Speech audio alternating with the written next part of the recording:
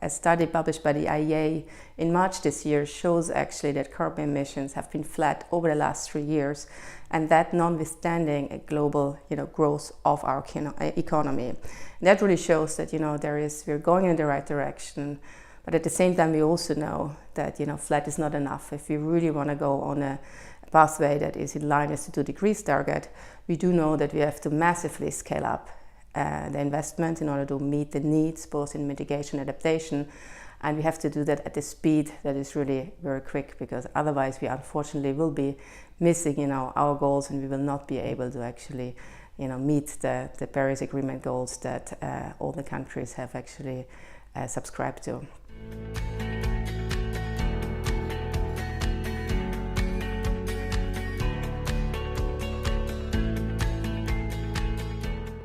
The NDCs are the heart of the Paris Agreement. If we are not able to really seriously implement the first round of the NDCs, we will never convince countries to come forward with the next round, more ambitious round, which would lead us on the right track. So therefore we have to seriously work all together, and that is private sector, that is think tanks, that is development finance institutions, that is governments. So it's actually a huge coordination task. That is, I think, the key of it. I'm the Director of Climate Change Programs in Kenya, and one of my major roles is to implement NDCs in the country.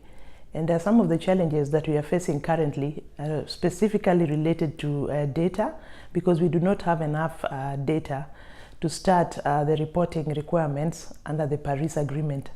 Secondly, we also need capacity, to develop capacity in terms of data collection, in terms of human resource capacity, in terms of technology. We also need financing to implement these projects, and also to support capacity development in various sectors of NDCs. And thirdly, because the Paris Agreement came into force too early, and the modalities and procedures for implementing some elements of the NDCs are not clear, and therefore, as we are trying implementation at home, we are also waiting to hear what the outcome of COP23 and COP24 will be in order to fast track our implementation of NDCs. And we're also realizing that there are a lot of challenges when it comes, in particular, to implementation of adaptation-related projects in our NDCs.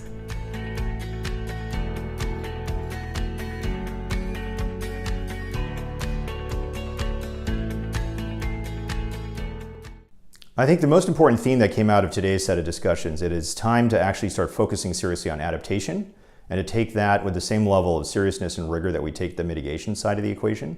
I also think that there's a tremendous amount of effort now being focused on the implementation of the Paris Agreement, not just the aspiration to create it. And moving into action is, I think, the most important part of this conference. I think if we look at the overall range of climate finance activities, it is very interesting to see the evolution over time.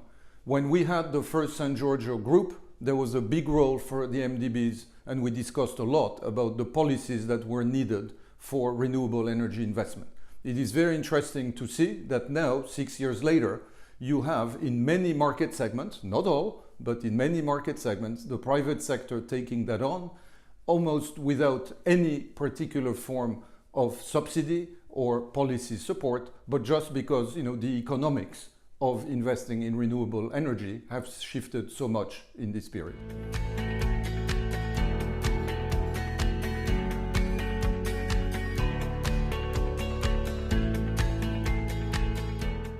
Germany has initiated, together with Morocco, new partnerships, the NDC partnership, where we bring together ministries on the donor side, both development cooperation and environment, climate, and also on the developing country side, the finance and planning ministries on the one hand, and the environment ministers on the other hand. Only if they all work together, and if they really understand that the implementation of NDCs is a whole of a government approach, and that we are really talking about huge investments into the whole economy, we are able to be successful in the implementation. And we, in particular, need to work out concrete investment plans and bring in then the private sector and the private finance, etc. So it's a huge undertaking. We're just at the very beginning of it. I think we're at a really interesting moment in time where the private sector can be very engaged in dealing with the climate change problem. And one of the major ways that that can happen is through disclosure recommendations that are being put out right now by the Task Force on Climate-Related Financial Disclosure, the Article 173 mandates in France, and the proposed Senate bill that exists in California also require disclosure of both physical climate risk and transitional risk. That offers the opportunity for investors to start thinking about, in a practical and concrete sense, what the risk of climate change is to existing investments, and to start making investments against those issues. Moving forward, I would say very much this element in particular on the mobilization of a private sector is a very important element, both in terms of the objectives that we have, but also on how to do it. And I think the discussions that we're having today are being very useful in that context.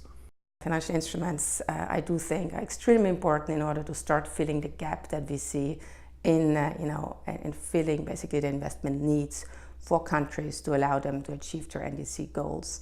And CPI is managing the Global Innovation Lab for Climate Finance, which is a public-private initiative that really focuses on unlocking private investment at scale in emerging economies. And in a little over 3 years, we actually have helped develop solutions that now are already being piloted in various regions of the country, and we've helped fundraise more than $600 million of concrete projects across renewable energy, energy efficiency, and now slowly also in land use.